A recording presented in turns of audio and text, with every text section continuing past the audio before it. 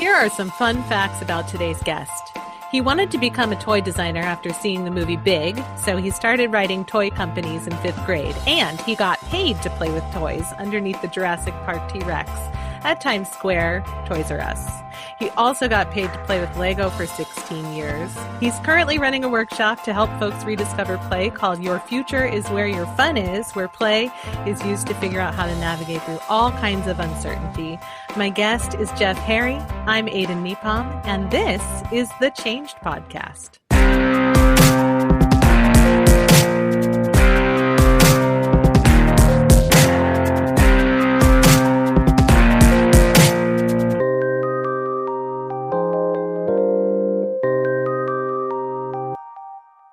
Jeff Harry, welcome to the Change Podcast. Absolutely. So happy to be here. This is awesome. I am super thrilled. I want to hear all about your bow tie immediately. Yeah, let's start with that. So it started off as a joke. So when I worked for this organization where we taught kids engineering with Lego and we got adults to play using Lego, I would go to all these conferences and everyone was all dressed up with their costumes on, right? Yeah. Costumes are super serious. So one day, my colleague Lisa was like, "Hey, we're making these bow ties. Maybe we should wear one to this conference." And I was like, "Ooh, that looks like that's a great idea." So I put it on as a joke, and the conference was so much better for me. And I think the reason why was because I attracted all of the nerds. Interesting. Show up. And they also realized that they didn't have to be as serious with me. They could actually just be their nerdy self. So I would speak to people about Lego, Star Wars, Marvel movies, because it was just like, it was just this, I was giving people permission to basically say like, hey, I'm acting like an idiot. I'm acting ridiculous. So you can as well. And then I just started wearing it all the time. I wore it to airports. I started wearing it to restaurants. And I was like, the day was totally different when I would wear it. And then we gave away in the last 5 years, I gave away 1,000 of them. Wow. Yeah. It's amazing what a huge difference a small change made. We didn't even get to your official story yet. We've already heard one. Incredible. Yeah. And the best part is I needed one more to get all 7 continents. And then someone that was going to Antarctica was like, "I'm going to Antarctica. Can I get a bow tie?" And then she sent it. I sent it to her and there's a photo. I have a photo of her. I haven't posted it anywhere, but I have a photo of her on Antarctica wearing her blue bow tie. I was dying when I saw that. I was like, let's go. This is awesome. That's incredible. That is super incredible. So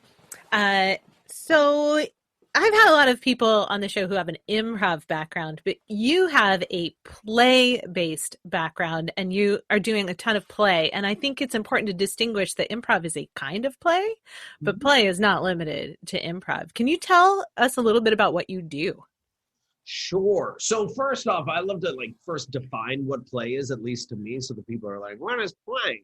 And I see play as anything that you do that brings you joy, where you're fully present. You're not thinking about the past. You're not thinking about the future. And you're just enjoying the process so much that you forget about time, right? Mm-hmm. So that could be anything, running, reading, creating stuff, like whatever it is.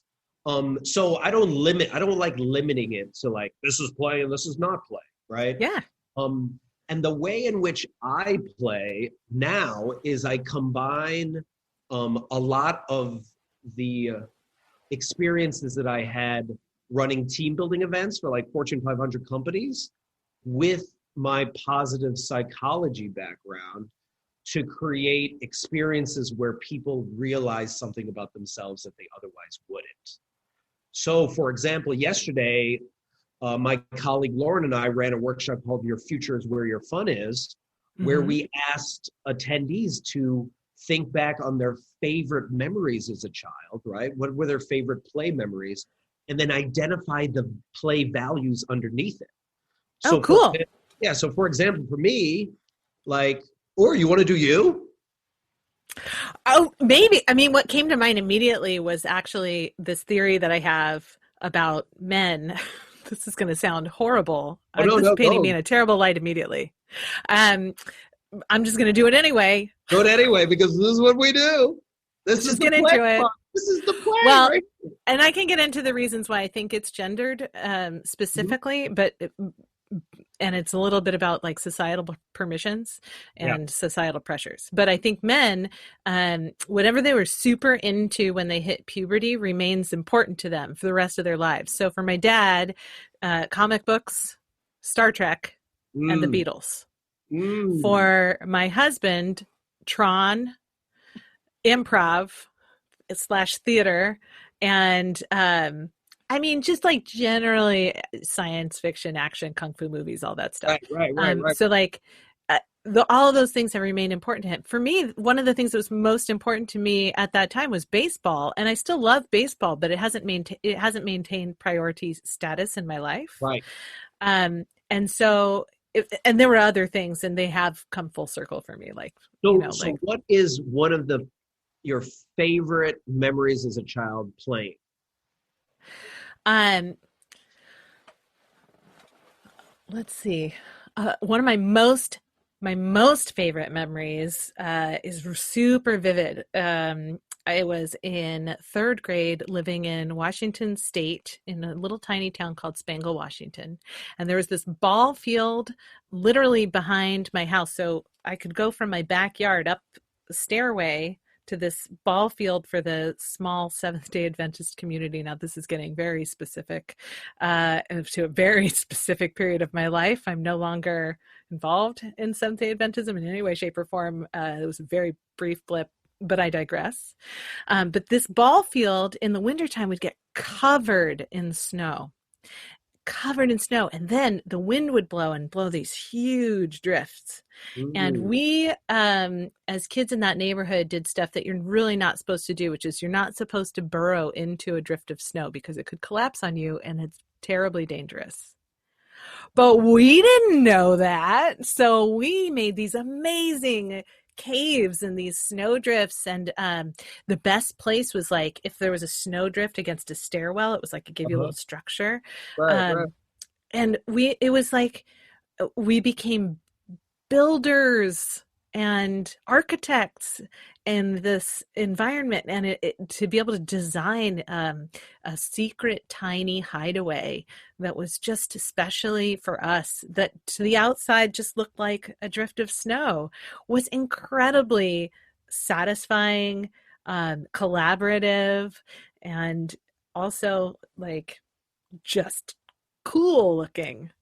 Anyway. So identifying, what do you think are the values that represented? And I'll give you an example from mine. Like, I loved when I was a kid connecting board games together, like all of them together, and making an epic board game Oh, experience, wow. like Clue, Mousetrap, Monopoly, Candyland, Shoots and Ladders, all of them. And then I would have my sisters play these long epic games, which they hated, by the way. Mm-hmm. But what I identified was I enjoyed it creating a memory. I enjoyed it creating an experience. Mm-hmm. I enjoyed the adventure of it. So for you, making those worlds in that dangerous drift, what do you think were some of those? You said Um, collaboration, but what are the other ones? yeah, I mean, good news for me. I think I've already living my best child inspired life, but collaborating with people to create a tangible result that is cool. So like there was like organizing that had to happen in the moment. Like, Mhm. we've got 10 minutes. We're going to build this thing so we can play with it. So, there had to be like a quick agreement that we're definitely burrowing into this snowdrift. Like that's definitely happening. And then somebody would be like, oh, let's use a giant snowball to be like a big boulder door and we'll make it like a secret lair. And then everybody would be like, yeah, let's do that. So it's definitely like that instant enthusiastic agreement towards a common goal that everyone's excited about. Ding dong, I'm into that. So, good news for me, I work as a coach and consultant on collaborative team endeavors. It's like, and it's not enough to just be like, these are collaborative behaviors and they're desirable because people like to be heard, which is true. But it's also about tangible results. Without them, it's totally unsatisfying to me. Right. So like, I want to help people get to something that they're excited about. Right. So, good news for me, I'm already doing it. But yeah, but that's what we did is like in that workshop, we had people identify their play values, and then we talked about flow and play and being like, those are synonymous with each other. And if you're able to get into a flow state, you can figure out what you want to do next. Because a lot of the people that were on that call were either unemployed or they wanted to leave their job or they wanted to do something new. And what we had them do is we did 2 exercises. One of like having them mourn and let go of what happened in 2019. Ooh. Yeah, like what, or not even let go of what happened in 2019, but let go of what you thought expected you wanted from 2020. Because I was like, we can't create the next amazing play thing until you let go of what is not happening. And so they had to write that down, look at it, think about it, and then finally crumple it up and like literally throw it behind them, which is an aspect of like playing, right? And then we dove into, based off the play values that you identified earlier, let's brainstorm all the ways in which you could play. So then in their groups, people would give them suggestions and they'd fill this idea piñata with all these ideas of what they possibly could do. And these are strangers just giving them suggestions. And then at the end, they would pick out the one that's most resonated with them. And that's the one they would commit to doing. And they had to text a friend to become a play buddy in order to make it happen. So like, that was like a workshop we ran, right? So that was that's like incredible. That's incredible, because that's also what an incredible change process that you're bringing people through. It's like you could do worse than to just immediately steal this if you're listening to this podcast and just in your own life, just go, all right, time to mourn what I thought was going to happen.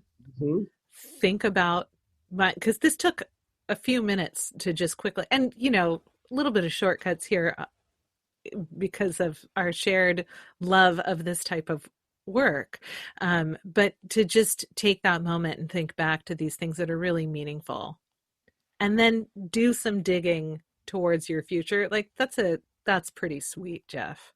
Yeah. And what was so cool about it was people wrote back afterwards and they're like, oh my gosh, I haven't thought about how I played as a kid in so long, or like, oh, I came up with all these crazy ideas, or oh, I texted a friend that's going to help me be the play buddy, and they were so excited about it. Like, I know someone right now who is she just got unemployed, but she's having an amazing time on TikTok. She's creating all these amazing videos, and I keep telling her next job will be because of her TikTok followers. Her TikTok followers will help her find her next job because she's just fully herself, right? And she's giving so much to them that at some point, if she ever was just like, hey, I'm looking for a job, so if anyone knows of anything in this area, they would be like, yes, I will do whatever I can because you've been bringing me so much joy in my life, right? So like, that's just one example of how I play. I also run a workshop on how to play with your inner critic, like that quiet person in your head. My friend Gary and I run a workshop called How Do You Deal with the A-hole at Work Through Play. And Gary was a guest on this podcast, so people are familiar with Gary. So you guys work together on that. That's cool. Yeah, so we went to Boston and did it at Inbound. We went to Australia, and then we were going to go to South by Southwest and do it, and then it got canceled, right? So that was one of the things I was mourning. And now I'm working with another person, Tashawn, on we're running a workshop at an HR virtual summit in October called How to Not Be Racist at Work by Accident. And it's Whoa. like this whole, Do you think that's yeah, possible for people to not be racist at work by accident? well, that's what we're saying is like we are going to challenge people to feel what it's like to be a person of color in the workplace so they can feel like, what is that like? How does it feel to be there? And then also then catch yourself and be like, it's okay. We make mistakes all the time. You know, like that's just the reality of it, right?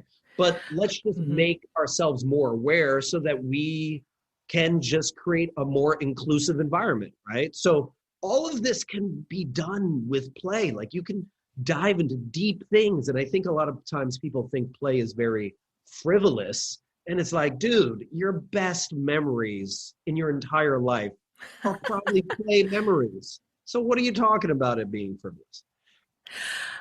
Recently I had a really awesome improviser on the show talking about the power of being and what you can do with being as an improviser, which again is a kind of play, but it's this idea that you can learn things in new and interesting ways if you take a moment to be somebody else, which is different than pretending to be somebody else. You're just going to actually step into that experience a little bit and learn from that. And it sounds like that's what you're doing. Very cool. I mean, I think what like my ultimate goal is to, I think I say this in my mantra of like, I help people tap back into their inner child so we can change the world for the better, right? Like because if there's this quote, you know, don't ask what the world needs, ask what makes you come alive, right? Because what the world needs is for more people to come alive. So when we're nerding out and someone hears this, then they're like, man, I'm going to nerd out. I'm going to take a risk. I'm going to make my own drifts and make a huge snowball boulder. Like I'm going to do these things because I see other people doing it. And it's like, oh, that's so cool. They're having so much fun. I want to go where they're having fun, you know? Nice. Jeff, how would you describe your relationship with change on a personal level? Change.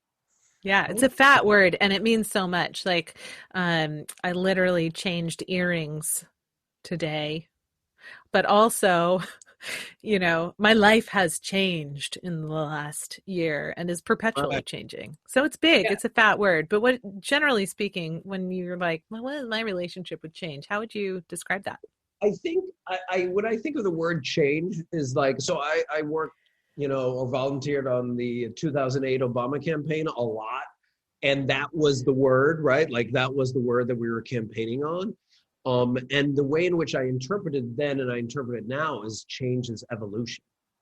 You know, it is like, it is going through something that can be super painful, or it could be super fun, or it could be both. I think that's the really cool thing that I love about positive psychology. It's not about being positive all the time or about toxic positivity. It's about like you have all these emotions and you're allowed to have all of them all at the same time, time. Yeah. So it's just like, you know, when I always reference how, you know, when my father died and we were at his funeral, like all of his brothers showed up. All of his brothers hadn't showed up in 30 years since his mom died. So seeing our whole family surrounding us, I was happy. I was like joyful. I was like grateful. And then I realized I was like, oh my gosh, when I'm at a funeral, I should be super sad. And then to be like, I can be multiple things was so liberating to me. And I think we forget that a lot of times. So I think a lot of people are like, oh, I don't like change. Well, what is it that you don't like about change? You don't like the painful part, but there's also such a fun part too. You know, like I think of when people break up with someone and then they're like, I'm never going to be with anyone ever again. They're like, you know, they're in that mode and you're like, because I don't want to get hurt that badly. Yeah. But also you're giving up all of the love and the experience that you also had. Like it's both. You fell in love and that must have been super fun as well. So, you know, does the pain outweigh the joy and the memories? Like, I don't know, man. So I'm all about it. I'm all about like changing, because that's what kids do. They're constantly changing. So, and I think I'm Yeah. still 7 years old.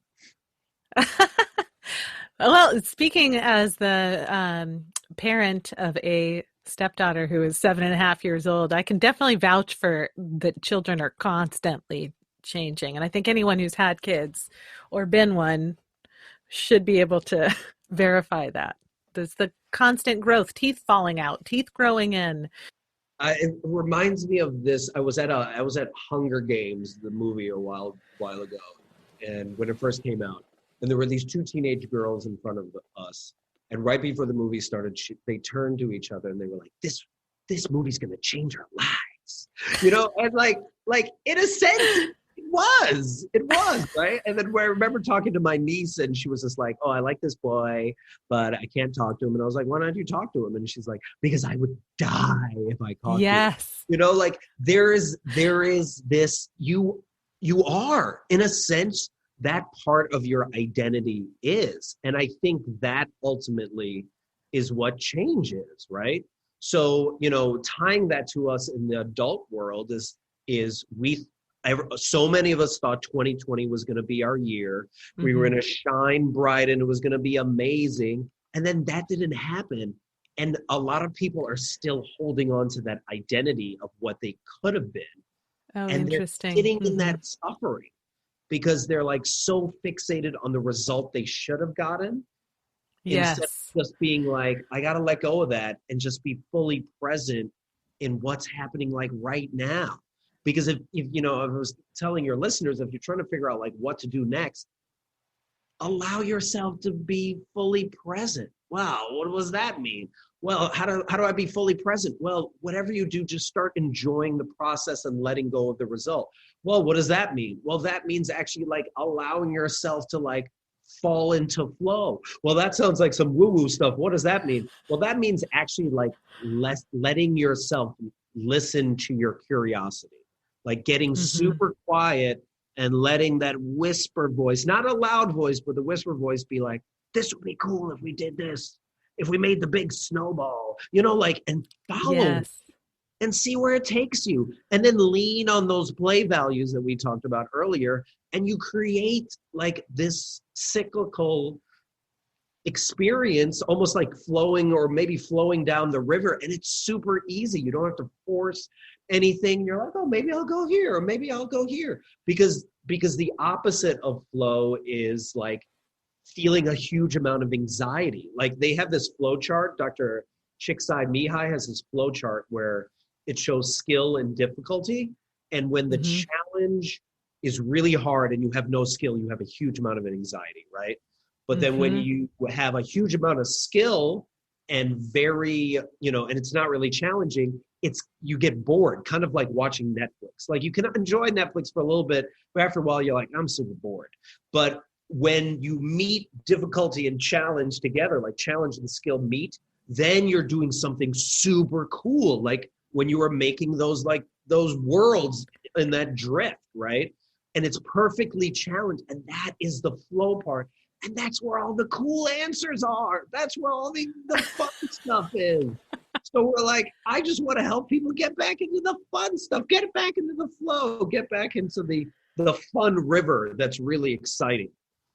I love that. And I love that there's room for all feelings. I think it's important that you pointed that out because you can get excited. I mean, we tell this to our children when tragedy strikes, but they're still hungry for lunchtime. Or, like when my kiddo was 5 and her her beta fish, her blue beta fish. Oh my God, it's been, sorry, Bubbles. I didn't mean to misidentify you. Her blue beta fish passed away and she was really upset. And also she wanted to know if we could go out for ice cream and was like worried about asking for what she wanted because we had a little mini funeral and honored his memory. We're trying to teach her about grief. And she's like, for days she was wrestling with this because she would just be doing something fun and then she'd stop and she'd go, I miss Bubbles. Mm-hmm. And now, in trying to make room for all of these things, I'm not sure that we were clear in our messaging or not, but when friends come over to play, which it's been a while, she wants to take them over to Bubbles' little resting place and like share a little bit of joy with Oh, Bubbles. that's awesome. And it's kind of beautiful, It's but it's so also, beautiful. I think it speaks to the complicated nature of having multiple emotions at once. Humans are complicated creatures, and we think we're pretty figured out. We're so not figured out, but there's so Yep. much we can figure out when we let go of being figured out. Exactly. I think what I love that's so liberating about kids is they'll just take it all and just play with it. And I think Hmm. as an adult, and I've wrote in many articles about this, we're so fixated on what is the right thing to do, the wrong thing to do. What Yeah. should I do? Hmm. What shouldn't I do? What is correct? What is wrong? And we get that because of like our educational system and wanting to be validated all of our lives and everything like that. But there's something that really resonated with me from Viola Davis. She said this at a conference I was at. She goes, um, "You either choose who you are, or you end up chasing your worth for the rest of your life." And what Mm. really resonates me about that is like so many of us are chasing our worth and trying to please somebody else. We're trying to impress someone else. It's like, who are you trying to impress? Wow. Well, Whoa. like, well, when you look at kids, they're not trying to impress nobody. They don't care. They're not asking for permission. They're not like, they're like, oh, I'll wait till you're done. They're like, no, this is the most important thing's happening, and that's me right now. But like they're just being fully themselves. And I think partly because of our educational system and being told we have to raise our hands all the time and being told we have to have permission all the time, that we have been told to tamp down who we are, to tamp down our uniqueness. And to try to assimilate as much as possible. And it's just like, well, how's that working out for you? That's not healthy. Like Hmm. everything that is communicated through us, the media, is don't be yourself, be somebody else. And we have to combat that on a daily basis. So no wonder we're having all these problems. Is like, even during the pandemic, some people were like, what you should do during the pandemic is this. And it's like, whoa, have you been in a pandemic before? Like, were you around in 1918? Because if you weren't, you need to shut your mouth. Like, you just need to shut your mouth because nobody knows what we're doing. Nobody knows what to do right now. So just Right. own the fact you don't know. None of us know. Hey, and guess what? None of us ever knew. None of us ever knew, but now it's obvious. So stop bullshitting. I talked to a researcher recently who was also on the podcast, and which is how I was able to talk to this person. One of the things he pointed out was that what we knew in March is not the same as what we currently know, and next March it will be different because that's the nature of discovery. Right. And he was like, scientists are cool with change. You get excited about change because Right. your knowledge is constantly changing and growing. People that suffer from play deprivation, right? Like that's an actual thing. And it's because they cannot handle change. They cannot handle being adaptable to something. They get so fixated on it. And then they go into a really resistant, depressive state because if they're like, if I can't have this thing work exactly, I think of groomzillas and bridezillas. Like, if this wedding doesn't go perfectly, then I'm going to be angry. But then it's so disappointing because it's like, well, what about the fact that you're surrounded by all your best friends and family, right? And celebrating, there's so many opportunities for so many amazing memories to happen. But because you're fixated on one, and if that doesn't happen, you're going to be disappointed. And frankly, even if you get it, you're still going to be disappointed because you're so fixated on the results and you can't just fully be here, like fully be present. What are we doing? So it's just this manic rushing that America has always represented especially in the 21st century of like, let's just create stuff because we should create stuff, and never really asking like, let's create stuff because how is it going to better the world? You know, right now we don't really need more like inventions or more innovative ideas. We really need more kindness, caring, and compassion. Can that be, you know, in there? Because that is like, and that's all of what play is, right? It's just like, you're able to really resonate and vibe off of the other person, just like improv, where you're really listening to what they have to say, and you're creating something that you have no idea what's going to come from it, but at the end, it's so magical and awesome. Jeff, I was hoping, would you perhaps have a story that you would share from your real life of a moment of pivot or change or adjustment that you experienced? Sure. I shared this story, the whole story, on my friend's True Live Stories Toronto show. It's a show where you like share the most vulnerable stories of, you know, of your life, right? And I was so nervous about this that I had a vulnerability hangover afterwards from it, which I love to talk about afterwards because I really haven't processed it either. But so it was about 7th grade. And I remember I arrived in 7th grade and I was so excited that day, the first day of school, because I wanted to play with all my friends. I didn't get to play with them during the summer. I only saw a couple of them, but I was so amped to play Foursquare. Like, Foursquare was my game, man. 4 people knocking that ball around, and then they would get out, but you could always come back in. I was just like, Foursquare is my game. So I went out to Foursquare, and I'm just like, gonna play some Foursquare, gonna play some Foursquare. Like, I'm singing this song because I'm so amped. And I get out there and I run to the squares, and I'm standing in the square and there's no one on the square. And you can't play Foursquare with 1 square. So I'm like, what is this? And I'm looking around and I'm like, where is everybody? And everyone's like in the asphalt, you know, courtyard, and they're all hanging out. And I'm like, what are they doing there? So I ran over, I think, to like Jimmy, you know, and Matt. And I was like, hey guys, you want to play Foursquare? And they're like, no, we don't play Foursquare. Almost like discounting it. Like, oh, I would never play Foursquare. And then they started telling me, and they were like, hey, do you know that Ryan's going out with Samantha? And do you know that Mark is going out with Daphne? And I'm like, so do they want to play Foursquare? I'm just trying to get an idea of how many people want to play this game. And what it was they had now given up playing to being cool. And like that was the new thing.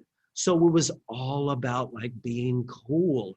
So I wanted to continue to play Foursquare. So I'd show up every day and no one would show up. And after like maybe 3 months, I was like, oh gosh, fine. I'll play the new game, which is the cool game. So I was like, what do I need to do to play the new game? So I had to buy Z Cavaricci pants. I had to buy Gerbeau shirts. I got Drakkar Noir to pour all over myself. Oh, Lord. I know, right? And the last thing I could not get, and that was all of the cool guys, because this was a predominantly white school, all had these luscious bangs that like fell over their eyes. And I'm Black and Filipino, so I had this huge fro. So I was like, I can't do anything with this. But I took my sister's Vidal. I stole my sister's Vidal Sassoon mousse, and I doused my hair with it and shoved it down so that it would create this frozen bang. And I would walk around with this frozen bang all day. And little did I know that mousse dries up. So by 5th period, it had changed from a bang into like a raccoon's butt that was just sitting outside of my forehead. And I'm like, hello, ladies. So like that was like my attempt at being cool, right? Because I wanted to be cool because I just wanted to belong, right? That was it. I just wanted to belong. How do I belong? You know, that's more important to me. That became more important to me than play. And I remember it was like near the end of the year and I wasn't cool enough. You know, all the cool kids were like hanging out together. By the way, no one told me there was a vote. like, did you know there was a vote to be like, I just showed up one day and certain people were nominated. And you're like, how did you get nominated? Was it like, is there an absentee ballot? Like, I'm just trying to get an idea of like who made these decisions. So, so I'm already feeling frustrated. And then I remember, I think Matt told me, he was just like, are you going to Ryan's pool party? Anyone is going to be there. And I'm like, oh my gosh, I have to go to this party. This is it. This is the party. And I remember, and then he said to me, oh, but you have to know someone in order to get in. You have to know someone that's already going. The bouncer's going to kick you out? Exactly. This is 7th grade, dude. I'm like, what are we doing? So I ended up having to chase around a bunch of people, begging them. And I remember going up to Antonio and Joey, these 2 Latino dudes. And I was like, are you going? And they're like, yeah. And I'm like, can I go? And they're like, maybe. And then for the next 2 weeks, I was at their beck and call. I got their lunch. I followed them around. I passed those triangle notes that we had around for them. Like I was their courier of anything just so I could go. And then there was the night of the party. And I'm going.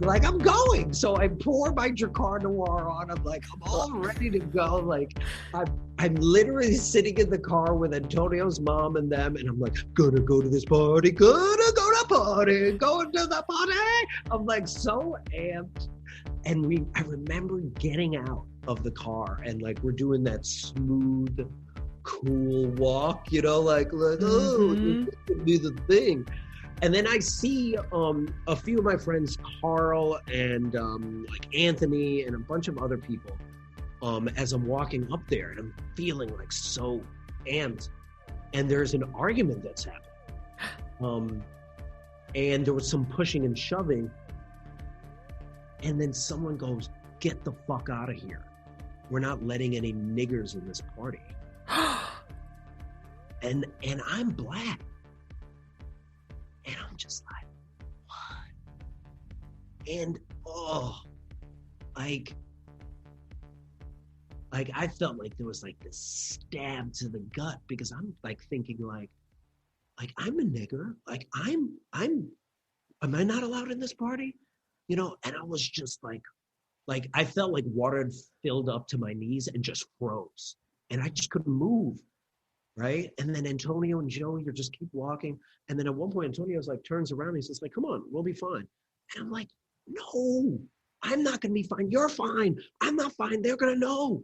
And I remember going up there and they looked at Antonio and then they looked at Joey and then they looked at me. And they were like, is he black? And they were like, no, he's Latino. And I didn't say anything because I just wanted to belong, right? I just wanted to get in. And I remember like being like, oh my gosh, are they gonna let me in? And then they just gave this like nonchalant like nod, like, okay. And it was like nothing to them.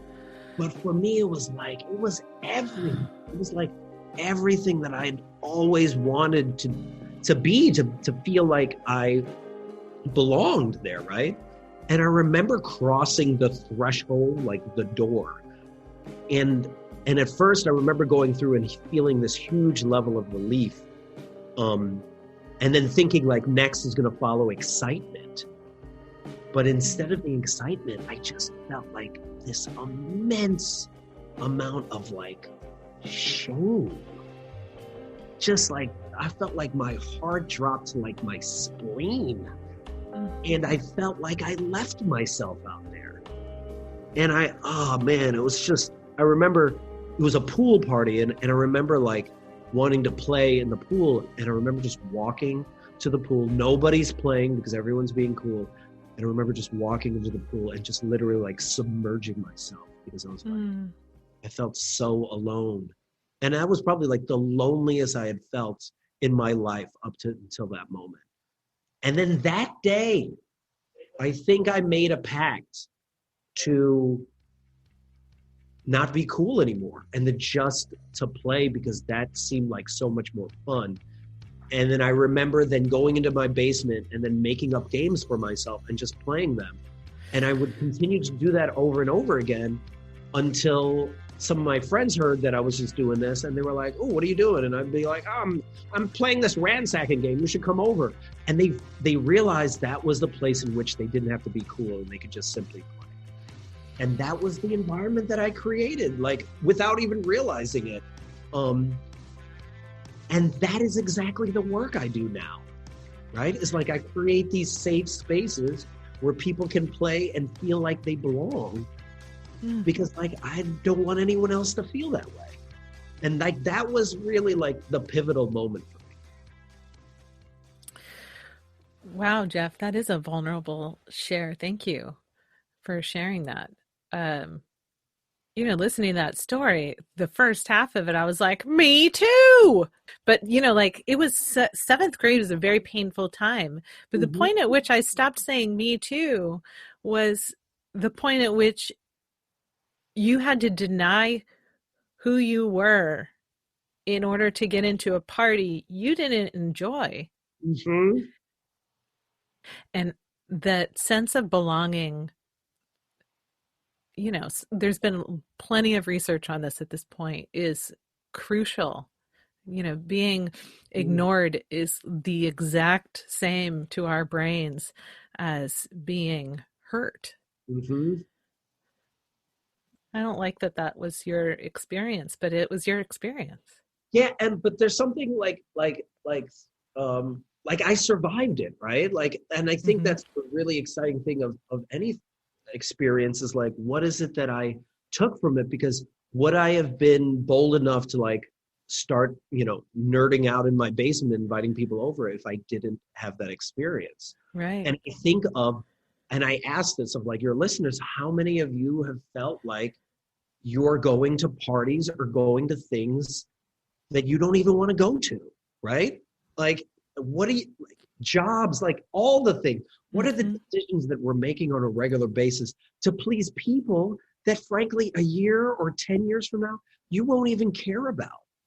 And like, that's the part that is just mind boggling to me, is like, we're all doing that on a regular basis. And it's really just so rough on our psyche, and we don't have to treat ourselves that way. And it's like, toxic too, that the trying to perpetually get somebody to approve of you who does not.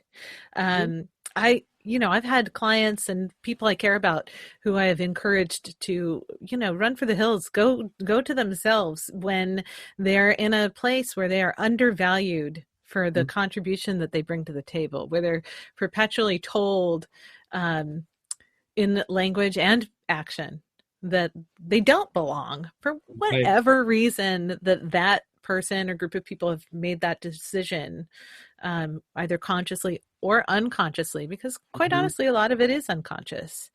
Our brains make all kinds of shortcuts for efficiency purposes, and some of them are helpful, some of them are not helpful, but they're all in the same category of I didn't make the choice consciously. Right. And I think of some of the lessons that researchers learned when they asked a lot of people that were elderly, and were about to die, what do they regret most? And in addition to working too much, and in addition to not spending enough time with their friends and family, there was this part of like not allowing myself to be happy, that, and part of that is like not allowing myself to be me, and to let people see me as me instead of being somebody else. It's so exhausting to be somebody else, and to watch, especially a lot of men, because so much toxic masculinity, a lot of us men are trying to carry this male, masculine ego. And it's just like, what are you doing, dude? Like, who are you trying to impress? I remember once when I was playing at Toys R Us, right? I came home at like 2 a.m. I'm on the train in New York, and there's a guy in the train with me. It's only me and him. And I'm looking off into the distance, but apparently I'm looking off in the distance, slowly looking at him a little bit. And he stands up and he's like, "You got a problem? You want to fight?" And I was like, "You can just say you beat me up. Like, do we need to do this? No one here. Like, who are you trying to impress? You're trying to impress me now? Like, what are you, like, it's just, like, so many of us are suffering from, like, carrying this burden of this facade that we've had, this identity that we've built. And COVID, you know, as well as so many other things, are challenging that and being like, that's not you. Do you really still want to hold on to that? Because that is not helping you at all.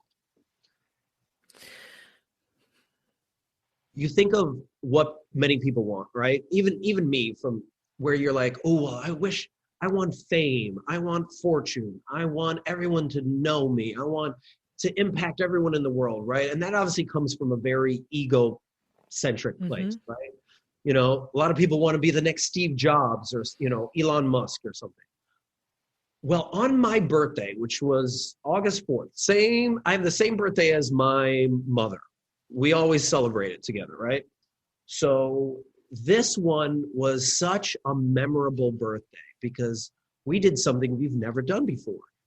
I had found out that my former elementary school teacher, my music teacher, Judy Kirby, was in a senior citizen home, a senior center, and she was suffering from a lot of complications. It might have all been to hospice, but she was at this place called Hope House, and we found out that you could go and sing to her while she was laying in her bed, and she might be awake or she might not be, but wow. You know, so that's what we did. We woke up early and then we got there by like 9 a.m. and it was weird when we went up there because we were like, yeah, we're here to sing to, you know, Mrs. Kirby, you know where she is? And they knew, and they walked right over and they, you know, and they opened the window, and me, my sister, my two nephews, and my mom and I all stood there with our masks on, and sang Sound of Music, More Than Words, not More Than Words, the Patrick Swayze Ghost song, and What a Wonderful World. We sang those songs to and it just made me think, as I was standing there singing, the amount of people that also came and also sang, and the amount of people that also couldn't come, but they made videos, like tributes to her that were played for her. And I just think of this person that did not have all the fame, like did not have all the fortune, but had impacted so many people's lives, thousands, tens of thousands of kids' lives as a music teacher. She was the first person to put an instrument in some kids' hands. She was the first person to put a kid on stage in front of like 100 or 200 people. You know, she put makeup on me. I never had worn makeup before. Like, you know, she had gotten kids to believe they could sing or act or do something that they never thought possible. Like, and she did that for tens of thousands of kids that would always remember her, and to the point that they would come back and sing to her. So I felt like it had come full circle, and it was just so humbling to be like, this is the life. This is a life I want to live. This is someone that I want to embody. And the whole time she did it, she didn't do it for the fame or fortune or anything. She did it just because she loved what she did. She just played, and then gave kids permission to also play in a playground that was her playground.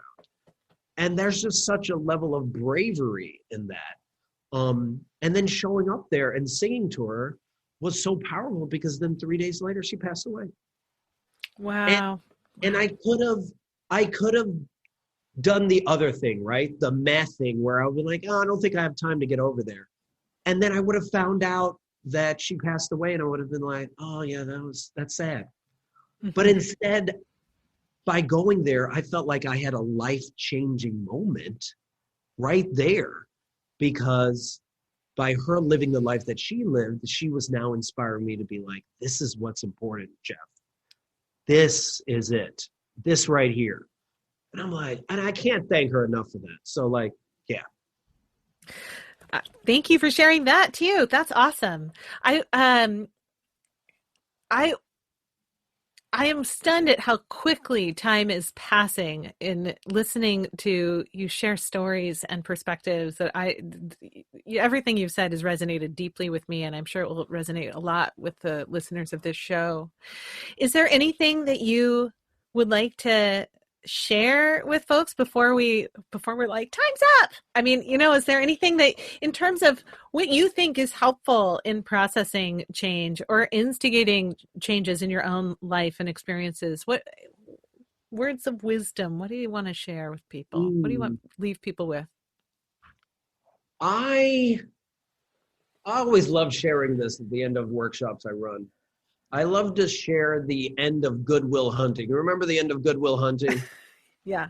Right? So like Matt Damon sitting there with Ben Affleck, and Matt says to him, I'm going to raise my kids at Foley Field, with you. And Ben turns to him and he goes, I will fucking kill you if you stay here. Like, you are sitting on a winning lottery ticket and you're too scared to cash it in. And he's just like, oh, what are you talking about? What do you say I owe it to myself. It's like, no. You don't owe it to yourself. You owe it to me. You owe it to all these other people that would give anything to have the talent that you have. And I feel like everyone is sitting on a winning lottery ticket. There's something unique and interesting and fascinating and weird and strange and curious about you. That is you. That is the reason partly why you're here. And when you are able to let that, embrace that weird and let it out and show people your full you, not your facade you, not half you, but your full you, you give permission for everyone else to be like, oh man, I want to do that as well. And right now, I really believe this, and I say this all the time at the workshops, is right now someone is waiting for you to show up so they can show up. So when are you going to show up? Because they can't. And that is the contribution we give to this world, right? That's the contribution right there, is you show up fully so someone else can, so that we can solve really complex problems like climate change and racism and toxic, masculinity and all that. Because when people fully show up, then they can be like, no, I don't tolerate that anymore. No, that is what happened in the past, but that's the past. And we're not in that antiquated, patriarchal, male-dominated BS past. That's done. We're moving on to something dope in the future. But we can't do that if people don't show up fully. So that's what I wish for people, is to cash in on your winning lottery ticket. Not for the fame or for the fortune, but just because it is such a more enjoyable, fun life. And it's also going to give permission for so many other people to play. Awesome, Jeff Harry. If people want to find more of you, where do they look? They can find me at rediscoveryourplay.com, or you can find me on Instagram at Jeff Harry Plays. It's the same handle for TikTok and Twitter and YouTube. And that's where I post all of my ridiculously nerdy, hilarious, strange videos. I make them all the time. I love doing it. Awesome. Well, I'm sure people will be checking that out. I just want to say thank you. You did a vulnerable share. You've been a delight to speak with, and I super appreciate your time. Absolutely. This was awesome. Thanks so much.